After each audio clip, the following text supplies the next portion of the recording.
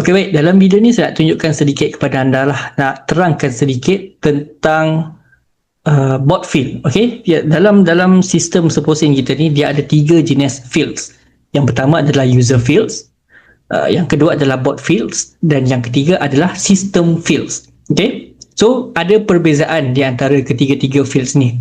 So kalau anda pergi dekat dalam anda punya chatbot, anda open bot anda, so dekat dalam ni, dekat bahagian content, okey, dalam bahagian content anda akan nampak kat sini user field dan juga bot fields. System field dia tak boleh nampak, dia memang dah sistem punya variable lah, kita panggil sebagai variable di sistem. Memang kita tak boleh nak adjust lah dia punya ni. Cuma yang kita boleh adjust adalah user field dan juga bot field saja. So apa itu user fields dan apa itu bot fields? User fields adalah variable, okey, yang memang khas untuk spesifik kepada user, satu-satu user saja.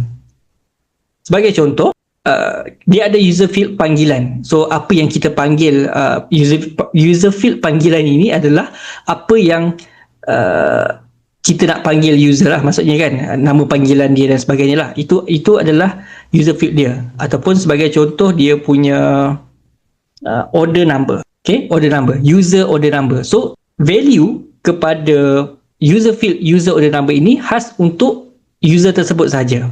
Dan kita memang tak boleh nak ubah dekat dalam ni lah. Value dia tu ditentukan di dalam flow.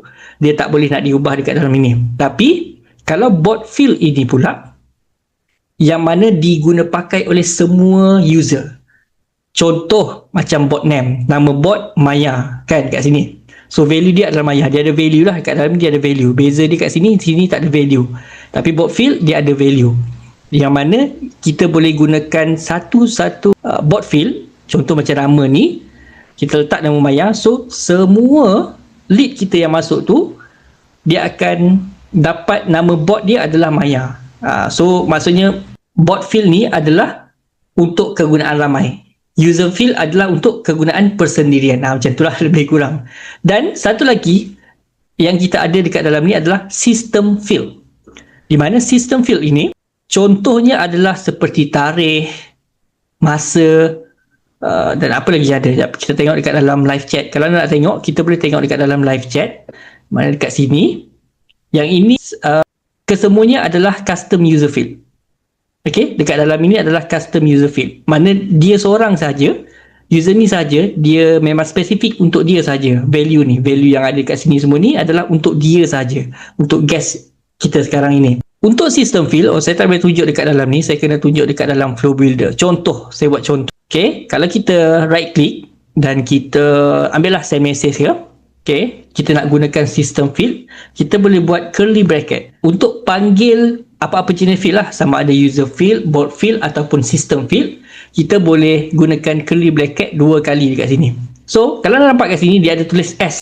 S kat sini bererti ianya adalah system field. Kalau kita scroll ke bawah, anda akan nampak yang ini adalah B. Yang ini adalah bot field. Dan bawah lagi yang ini, yang tak ada depan ni lah, tak ada S ataupun B, yang itu adalah user field. Maksudnya spesifik khas untuk user tersebut saja.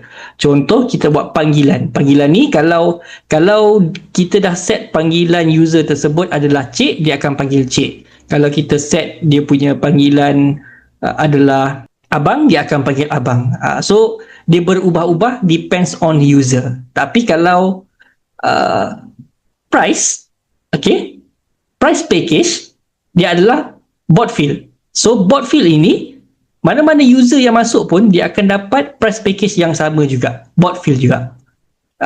Bot field dia akan dapat price package yang sama, iaitu kalau satu botol tu RM95, RM95 lah untuk ke semua bot field, ke semua lead kita.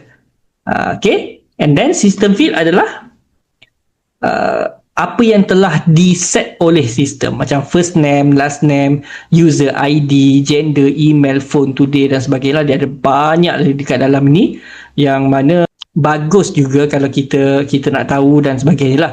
Tapi itu dah orang kata customization yang tinggi jugalah, complexity dia agak tinggi. Jadi saya tidak akan explain dengan lebih detail, tapi kalau anda nak explore, boleh cuba explore. Ini sebagai tambahan saja maklumat untuk anda, untuk menjelaskan, sebab ada yang tanya saya apa beza user field, bot field tu kan. So this is penjelasan dia. Okay, so, Assalamualaikum dan salam sejahtera.